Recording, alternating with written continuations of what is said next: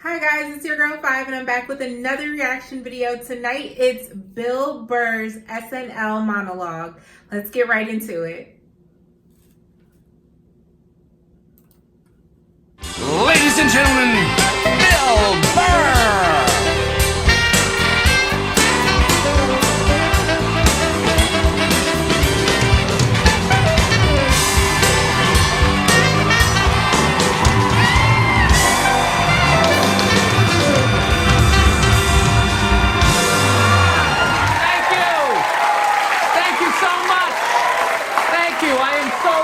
I am so excited to be here.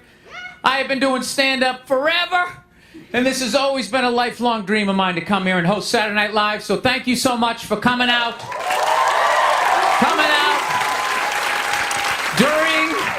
During these difficult times. You guys all look like surgeons with your masks on. Makes me feel comfortable that you're wearing masks. I like people who wear masks. That's good. You're listening to the eggheads. The people we all cheated off of in high school, right? Keep listening to them. And then if you don't wear a mask, that doesn't bug me either, right? Take out your grandparents, you know? Take out your weak cousin with the asthma. I don't care. It's your decision. There's too many people. It's a dream come true. If you're that dumb and you want to kill your own family members, by all means do it. Stops you from reproducing. It's literally a dream come true. And speaking of dreams come true, did you see Rick Moranis got sucker punched on the Upper West Side? New York is back, baby! New York is back! Yes! We lost our edge there for a minute. City started looking like a giant Bed Bath & Beyond, and then bam!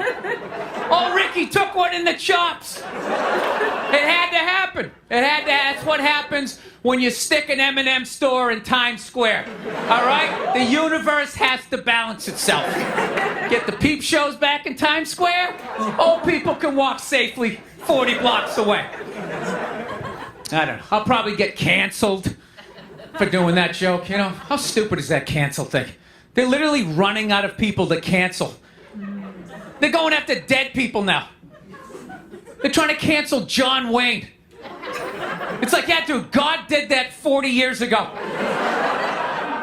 They're all up in arms. They're like, did you hear what he said in that interview in Playboy in 1970? Can you believe that? It's like, yeah. He was born in 1907. Right. That's what these people sounded like. You never talked to your grandparents and brought up the wrong subject, and all of a sudden it went off the rails. Like, oh, just keep making the cookies. Yeah, you don't bring up race or religion with your grandparents. You keep it simple. Anyway, I don't know. I guess my grandparents are older. I don't know. Plowing ahead. Let's talk white women here, shall we? Let's talk white women. You're amazing your accomplishments over the last few years. I got to tell you, the way white women somehow hijacked the woke movement, generals around the world should be analyzing this. Just to refresh your memory, the woke movement was supposed to be about people of color not getting opportunities, the at-bats that they deserved, finally making that happen. And it was about that for about 8 seconds. And then somehow, white women swung their Gucci-booted feet over the fence of oppression and stuck themselves at the front of the line. I don't know how they did it. I've never heard so much complaining in my life from white women. My life is so hard. With my SUV and my heated seats. You have no idea what it's like to be me.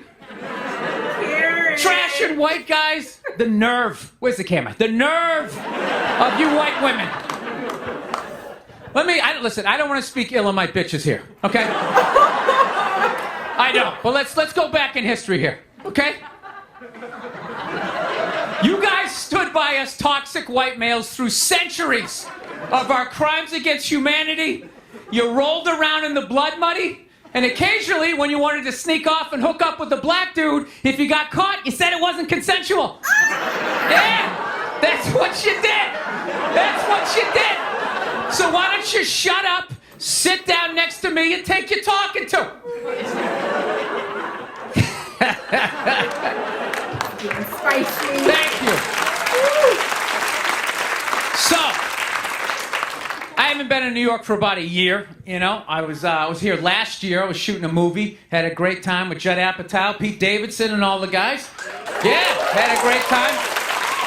And I hadn't been here in like 13 years, and I immediately noticed how extra crowded the city was. And I was getting all claustrophobic. I'm like, what's going on? How much are people not using safe sex and making all these babies, So I finally walked up to this old New York door guy, and I was just like, dude, what's going on? What's with all these people here? And he was just like, oh, no, don't worry. He goes, it's June. He goes, it's Pride Month. And I'm like, what's that?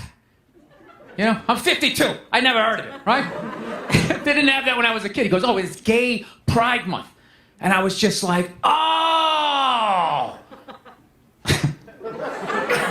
Dude, when you're just like stuck in the Matrix and you just can't, everything's just pressed up, you can't see anything, and then somebody gives you that little nugget of information that just pulls it back? It's like, why is it so crowded? It's Gay Pride Month.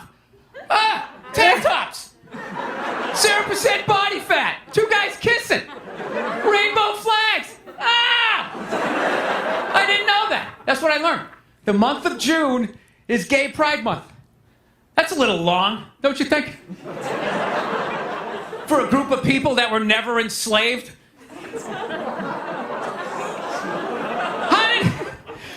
How did they get all of June? Dude, black people were actually enslaved. They get February. They get 28 days of overcast weather. Sun goes down at 4 in the afternoon. Everybody's shivering. Nobody wants to go on the parade. Look, yeah. How about you hook them up with July? These are equator people. Give them the sun for 31 days. There's gay black people. They could celebrate from June 1st, June 31st, 61 days of celebrating. All right, that's all my time. We got a great show for you guys, everybody. Jack White is here. It's going to be amazing. Please stick around. We'll be right back.